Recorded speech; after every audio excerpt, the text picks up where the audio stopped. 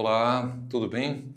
Primeiro eu quero dar as boas-vindas para você que está seguindo o nosso curso do Start Med Online, começando hoje na aula de número 1, onde nós vamos falar um pouquinho sobre as tendências do mercado médico e as vagas da residência. A gente sabe que você é estudante ou você que está estudando para residência, sabe muita coisa a respeito disso, está acompanhando as informações e sabe de tudo que está acontecendo, mas nós estamos aqui principalmente para trazer algumas dicas para você, para alertar de algumas coisas. Como a gente chamou atenção, depois de passar tantos anos de experiência, a gente acaba enxergando de uma maneira um pouco diferente aquilo que vai acontecendo e as decisões que a gente vai tomando. Então, a gente vai passar um pouquinho das estratégias para o médico tomar, algumas decisões com base em dados, realmente, e com base nessa experiência de 35 anos de formado que eu gostaria de passar para vocês. Bem, a gente sabe que hoje existe um crescimento, uma tendência ao crescimento desordenado de faculdades de medicina no Brasil. Isso não é novidade para ninguém, vem acontecendo. A gente sabe que no ano 2000 tinha cerca de 90 faculdades no Brasil e agora em 2025 mais de 400. É interessante formar mais médicos? Sim, a população precisa, a população também cresceu. Agora, qual é essa proporção? Quantos médicos a mais a gente precisa por ano? Então, a gente tem visto que a realidade tem sido que muito mais faculdades têm sido criadas do que a estatística nos mostra. Então, segundo a OMS, segundo os países desenvolvidos, a gente percebe que o problema do Brasil é um problema da má distribuição e não apenas de falta dos médicos, se é que hoje o número de vagas, a gente pode dizer isso. Então, provavelmente, nós vamos entrar numa certa saturação do mercado. Isso aconteceu aí desde 2013, no programa Mais Médicos, que começou em governos passados, para que profissionais do exterior ou brasileiros, depois abriu para brasileiros também, se instalassem em regiões mais remotas, em lugares justamente para preencher essa baixa densidade demográfica de médicos em algumas regiões do Brasil. Então a gente sabe que o Sudeste é saturado, aí a gente pega certas áreas do Centro-Oeste, por exemplo, que tem muito poucos médicos. Essa é uma grande realidade. Agora, qual é a garantia da formação? Então você acabou a faculdade agora, ou há pouco tempo. Então, como foi sua faculdade? O que você achou da qualidade das aulas, dos professores, da qualidade de seus mentores? Será que ela foi satisfatória? Será que essas faculdades novas que estão sendo criadas têm doutores e mestres suficientes para formar aqueles que vão cuidar da saúde da população? Então, essa é uma grande preocupação. E a gente está trazendo aqui para vocês esse alerta para que você possa investigar direitinho aquilo que você vai prestar com relação à residência. A gente vai falar muito ainda com relação aos cursos que são validados, Então, os mais especialistas está chegando agora também em 2024, Então, a gente sabe que isso também vai acontecer. Agora, no Brasil, hoje, só para a gente começar ilustrando esse primeiro bate-papo, nós temos cerca de 42 mil médicos se formando por ano. É bastante, Mais de 400 faculdades com mais de 42 mil novos colegas a cada final de ano, Estamos falando de anos. Então, e nós temos quantas vagas em residência? Se a gente contar em termos de R1, R2, R3, não chega a 20 mil. Então, você entra no mercado de estudo com a residência com 10 mil vagas, 12 mil vagas de residência de R1. As fontes variam, Não é um número exato esse. Dependendo de onde a gente procura, a gente encontra aí entre 10, 12, 14, 16. Então, depende das fontes que a gente está lidando. Mas, de qualquer maneira, é perto de 1/3 do número de médicos que se formam ao ano, que, como eu falei, são perto de 42 mil. São números aproximados, Isso gera pelo menos um déficit anual de 11 mil vagas. Então, 11 mil vagas de residência faltando para que os colegas possam entrar pela porta da frente na medicina. E como eu disse, a distribuição é desigual dentro do território brasileiro. A gente sabe que em algumas regiões tem muito médico, a concorrência é muito alta, em outros a concorrência é baixa, mas, por outro lado, como é a estrutura daqueles lugares, Então, a gente sabe que tem algum motivo do porquê que os colegas não se instalam em alguns lugares. Então, você pode ver aqui na nossa ilustração que existe uma distribuição desigual de médicos no Brasil. Então, uma alta concentração em capitais, na região sul e sudeste. E municípios pequenos sofrem com uma escassez muito importante desses profissionais. E ainda vem agora aí o Exame Nacional de Avaliação, Agora, enquanto a gente está gravando essa aula, o exame está previsto para o ano que vem para ser aplicado. Você já deve estar bastante inteirado disso, deve estar preocupado para que essa prova seja feita de maneira correta e que você possa ter condições de passar para poder exercer a medicina de maneira legalizada. Porque a gente ainda não sabe o que vai acontecer com aqueles que não passarem na prova. Então, em direito, por exemplo, tem a prova da OAB. Então, a gente sabe que é o bacharel de direito, ele pode fazer algumas coisas. Depois disso, ele vira advogado. Passou na prova da OAB? É advogado. O médico vai também ser isso. Mas e o que um médico formado após o sexto ano, com CRM na mão, que não passe na prova do Exame Nacional de Avaliação, vai poder fazer? A gente ainda não sabe. E pasmem que isso existe, esse projeto, desde 2004. Então, em 2004, nós estamos aqui em 2025 gravando esse conteúdo agora. Então, existe 20 anos de gap entre essa ideia e a colocação em prática agora. A gente pensa que é uma coisa atual, mas não é uma coisa atual. Uma coisa que já foi pensada há mais tempo. Mas a gente retomando a parte das dicas, né? Que aí a gente já entra um pouquinho na gestão de carreira. Porque o que é importante para o médico? O importante é que ele faça alguma coisa que ele goste, que ele ganhe o seu sustento, que ele seja instalado num local em que tecnicamente possa dar condições para que ele trabalhe. E condições que ele não tenha riscos, né? Riscos éticos, jurídicos, técnicos, né? A gente tem que ter condições de trabalho boas, né? O Conselho Regional de Medicina fala muito isso, a gente sabe que alguns artigos do Código de Ética mencionam especificamente essa situação. E a gente não pensa nunca no seguinte, que existe uma ociosidade nas vagas em residência. Em alguns lugares, a gente pode considerar, estatisticamente, que chega de 25% a 30% das vagas de residência médica são ociosas. O que significa ser ociosa? Não são preenchidas. Então, será que essas vagas não seriam grandes oportunidades nesses lugares para que a gente não fique falando que nas capitais, no sul e no sudeste, existe uma saturação e poucas vagas, né? Então, a gente não poderia redirecionar o nosso esforço, repensar nossa carreira para que a gente faça realmente uma carreira digna, uma carreira com conhecimento, para depois a gente adquirir o RQE, que a gente vai falar um pouquinho disso mais para frente. Por exemplo, patologia clínica. Existe em alguns lugares 72% de vacância. 72% das vagas em patologista não são preenchidas. Será que é uma especialidade que você se interessaria? Você sabe exatamente o que um patologista faz? Você sabe quanto ele ganha? Então a gente precisa saber. Medicina da família e comunidade. Hoje a grande estrela, 44% de vacância em determinados estados. Por que não fazê-la? Qual a ideia, né? Radioterapia. Imagina o que está acontecendo hoje com a oncologia, né? Que a gente está vendo a genética entrando de uma maneira brutal nessa especialidade. Então a gente tem cerca de 66% de vagas ociosas em radioterapia, simplesmente. Imaginem, mais da metade. E por estado, se a gente for pensar, para você ter uma dica se você for procurar, Mato Grosso, 40% de ociosidade das vagas oferecidas no Mato Grosso não são preenchidas. Espírito Santo, cerca de 38% não são preenchidas. Paraná, 35%.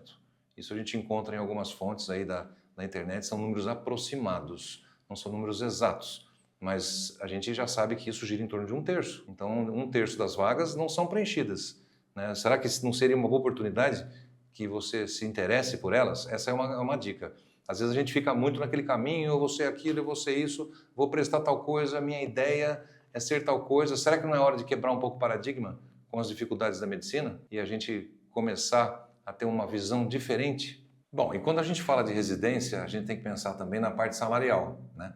Quanto você vai ganhar naquela vaga de residência? Existe algum preconceito, muitas vezes, de trabalhar em regiões mais distantes? Mas olha, eu te digo que nas regiões mais distantes é onde se melhor paga, porque existem bolsas extras. Por quê? Porque não tem pessoas que queiram ir. Então, muitas vezes, a gente tem na Bolsa Federal de atualmente R$ 4.106 do residente, a gente pode ter acréscimos de até R$ 8.000. Então, que as cidades pagam e muitas vezes podem dar moradia. Eu sei de lugares que já deram moradia para o médico também, além disso, porque a prefeitura tem verba para isso e ela é obrigada a dar assistência médica para a população. Então, é uma oportunidade que você pode ter de procurar esse tipo de vaga. É o que eu falei, uma mudança de paradigma. Então, Tocantins, Maranhão, São Paulo podem elevar em até mais 8.000 esse salário. E fora as oportunidades que você vai ter na carreira nesses lugares também, que muitas vezes nas grandes cidades você já não encontra mais. Sim, tem o glamour todo da grande cidade. Tem aquela coisa especial, você está perto dos congressos, mas a gente não pode ter tudo. Então, como nós estamos enfrentando essa dificuldade de concorrência de formação de muitos médicos, a gente é obrigado a pensar nessa possibilidade de morar em outros estados. Ah, mas eu sou de São Paulo, não quero ir para Tocantins. Por que não? O que você quer da sua vida? Você quer sucesso? Você quer reconhecimento? Então, por que não conhecer outros lugares que te oferecem coisas bastante interessantes também? Agora, por que será que essas vagas sobram nesses lugares, né? Você pode perguntar, tem 30% não preenchidas? Por que será? É porque é ruim a vaga, a qualidade do local? Nem sempre. Eu elenquei aqui pra gente, olha, primeiro, baixo prestígio da especialidade. Algumas especialidades, não têm muito prestígio. Então, o que acontece é que o estudante não pensa nelas. E aí a gente já levanta uma ideia para graduação. Por que não se falar mais dessas especialidades onde se necessita mais profissionais na graduação, durante a faculdade? Por que não mais dar enfoque para elas? Porque são especialidades tão importantes quanto outras. Outro motivo, falta de informação sobre esses incentivos. Então, o residente fica achando, você fica achando, nós ficamos achando que essa bolsa de 4 mil você recebe aqui ou no Amazonas. Não é assim. Nos lugares mais carentes e mais dificuldades, justamente existe mais verba para se pagar esses médicos, né? E uma última motivação que a gente encontra é a ausência de planejamento de carreira. A gente acaba se formando, pega o diploma e aí? Aí a gente vai lá, eu quis sempre fazer tal patologia, tal especialidade. Vou lá e já vou prestar tudo aquilo. Não pensei mais, não avaliei como é que está o mercado médico. Então essa é a ideia. A ideia dessa aula, ela basicamente é para que a gente se concentre em sair um pouquinho daquele ritmo pré-estabelecido. Então isso é bastante importante que você saiba. A gente diz também a respeito dos mais especialistas, né? Eu já citei anteriormente, que está ocorrendo agora, vão ter bastante novidades a respeito de vagas novas, vamos aguardar a qualidade, mas fica de olho. Esse programa promete que novas vagas de residência vão ser abertas em diversos locais do Brasil. Talvez não seja muito diferente da onde eu estou dizendo hoje, porque eu não acredito que algumas vagas de residência a mais nos principais centros mais procurados sejam abertas. Então acredito que a gente esteja falando da mesma coisa. O governo está investindo muito nisso, mais de 2 bilhões de reais nessas vagas para preparo desses locais, mas e hospital? Será que tem um hospital? Né? Vamos ficar de olho para a gente torcer para que isso funcione bem mesmo, né?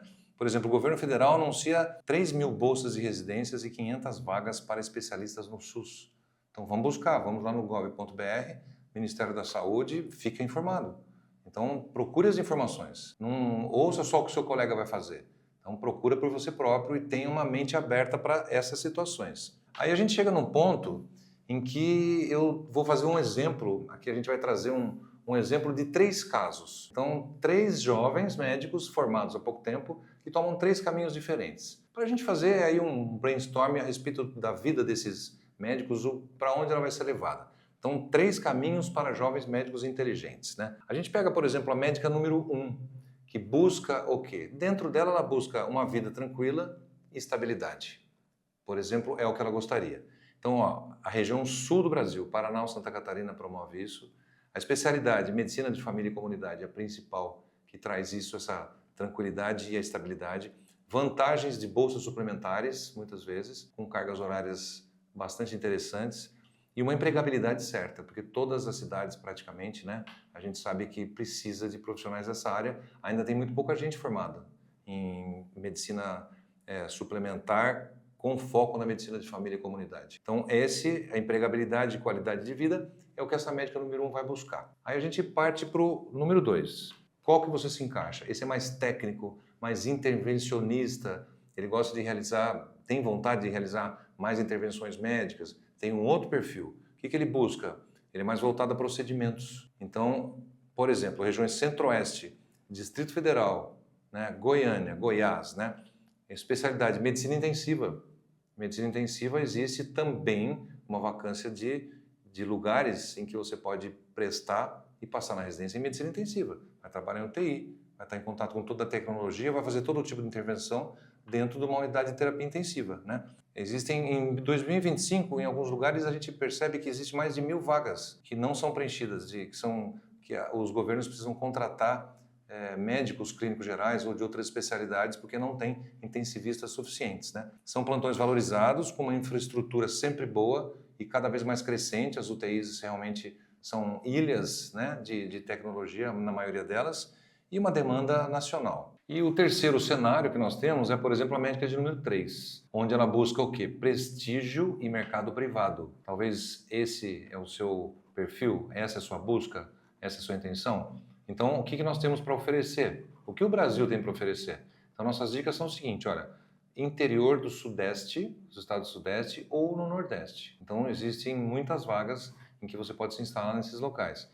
Especialidade, por exemplo, uma das especialidades, radioterapia. Radioterapia tem muito poucos colegas. Pensa bem, você vai ter um futuro interessante com diversas vagas de emprego, com uma boa remuneração e uma carreira tecnológica, uma carreira que vai te trazer uma satisfação grande. Então, vantagens: alta remuneração, baixa concorrência, interessante. Clínicas oncológicas em expansão. Então, as neoplasias, o que está acontecendo hoje? A gente sabe agora com a inteligência artificial que vai mudar completamente o estudo.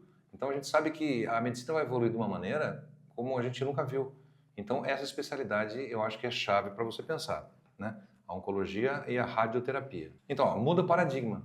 Passa a pensar de maneira diferente. Então essa é a ideia. Quebra um pouquinho, muda o paradigma do que você pensa, porque a especialidade não é só status. A gente tem a exposição no internato, que é pequena a determinadas especialidades e que, se for feita, vai ajudar a quebrar alguns preconceitos, né? Isso é interessante, mas não depende da gente agora. Pode ser feita ainda a nível de graduação. E essas especialidades com ociosidade, a gente tem que ver ela como oportunidades e não como dificuldades que não existe médico para elas. Por que eu não posso ocupar esse lugar? Então, essa dica aqui está ficando para a gente. Então, nós temos algumas ferramentas de decisão inteligente. Então, a gente vai ter um anexo aqui, junto com essa aula, em que você vai poder buscar algumas ferramentas de decisão inteligente. Então, nesse slide, a gente vê, por exemplo, olha, o mapa interativo de vagas. Tem uma ferramenta chamada Google Looker.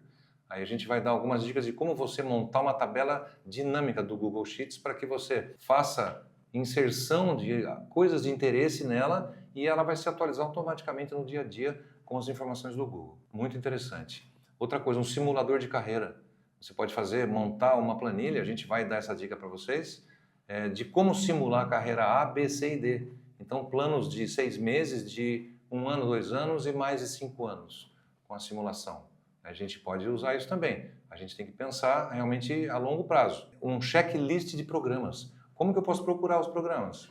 Como é que eu sei como é a residência de cada local? Então a gente vê a Comissão Nacional de Residência Médica e diversas outras fontes que vão nos dar isso. Algumas você com certeza já está buscando. Então a gente vai ter um estudo do mapa interativo de vagas, você vai poder construir com o que é do seu interesse, a gente vai poder construir um simulador de carreira para que você faça o estudo aí empírico das suas decisões, o checklist de programas, que a gente vai poder verificar uma série de coisas como quantidade de vagas por ano, a gente vai ver cada local que oferece a residência, a duração desse programa, a gente pode ver a estrutura do currículo. Será que é uma estrutura que você aprova? Será que o MEC aprovou? Será que ela é boa para aquilo que você busca? Então você pode procurar. Hospitais de rodízio, você vai trabalhar em um hospital, ou essa faculdade, ou essa residência é vinculada a uma universidade de um grande hospital. Os cenários da sua prática médica quais serão? Então existe uma série de coisas, inclusive o valor da bolsa, possíveis auxílios, em que a gente pode realmente ir buscando essas informações. Então esse checklist vai estar para você nesse anexo que nós vamos deixar aqui para essa primeira aula. Bom, aí a gente pergunta o seguinte, algumas perguntas-chave em que a gente vai precisar fazer na hora da decisão. Nós vamos tratar disso em outros momentos também, mas como é o dia a dia dessa residência que você está escolhendo prestar? Veja bem, você ainda vai prestar, você está fazendo opção para prestá-la. O exame que vai te admitir nessa especialização que nos dá direito ao título de especialista e ao RQE, que o RQE é o novo CRM. Então, como é o dia a dia da residência? Há sobrecarga ou existe uma boa divisão de tarefas? Você conhece pessoas que estão fazendo lá? Através da sua network, você tem como chegar em alguém que está fazendo residência nesse local? Procure saber. É importante quem está dentro, é muito diferente. Os preceptores estão presentes ou estão distantes e o residente fica sozinho? Então isso faz toda a diferença. Vai se expor a riscos, não vai te dar uma qualidade técnica na sua vida depois, você vai precisar ficar buscando cursos acessórios, né? Dá para trabalhar fora? Você vai ter liberação no final de semana para dar um plantão extra, por exemplo? Que nós vamos falar também de burnout, hein? Esse é um assunto que vai pegar muito ainda. Você escolheria esse programa de novo? É o que você perguntaria para um colega que está fazendo essa residência naquele local que você se interessou. E aí a gente tem diversos sites que são buscados para isso, né? Mas é muito importante a network e aquelas pessoas que você conhece, que estão naqueles locais que você se interessou. Bom, do ponto de vista prático, então a gente pode fazer o quê? A gente pode ler o edital oficial para ver dados estruturais das residências. A gente pode falar com os residentes atuais. Aí são opiniões reais, né, sobre a carga, a preceptoria, a qualidade do ensino que você vai ter. Consultar fóruns e grupos. Muitas vezes você encontra na internet, nas redes, você encontra grupos daquele local. Então, pedir autorização para frequentar aquele grupo onde tem muita informação. Checar no Sistema Nacional de Residência Médica a validação dessa instituição, o status do programa, para a gente não cair em nenhuma pegadinha. Será que ainda vai ser? Será que ele se habilitou junto ao MEC para ser residência ainda, não é? E quando você se formar, você vai ter título ou não? É uma pergunta muito interessante. Se possível, visitar o local, se for próximo fisicamente a você, dá uma visitada, é interessante, né? Então, esse é um resumo do checklist. E como obter na prática esses dados? Para o checklist, a gente vai falar alguma coisa posteriormente também. Bom, então o que fica dessa primeira aula? Uma proposta para quê? Para que você reflita sobre a sua vaga, reflita sobre a sua vida, reflita sobre os seus gostos, reflita sobre o paradigma que você criou, desde quando você quer o que você quer agora, ou pode ser quebrado, posso querer outra coisa? Vai ser interessante uma outra coisa para mim, na minha vida médica? Pesquise, não vá pelos outros. Pesquise, vá nas fontes e pesquise esses locais que você se interessa ou talvez passou a se interessar depois dessa conversa que nós tivemos hoje. Pondere, não haja com o coração, pondere. Que situações, o que eu posso fazer? Qual vai ser minha dedicação familiar? Qual vai ser o meu retorno financeiro? Que oportunidades eu vou ter nesse local? Então, pondere sobre tudo isso. Não é uma decisão para tomar de repente. Isso você vai levar para uma vida, essa especialidade. Pense na sua carreira. Na sua carreira, você vai ter que traçar essa estratégia para que a sua carreira seja bem sucedida. Então, uma das ideias do nosso curso da Start Med Online, é para que você tenha uma carreira bem sucedida através das primeiras decisões.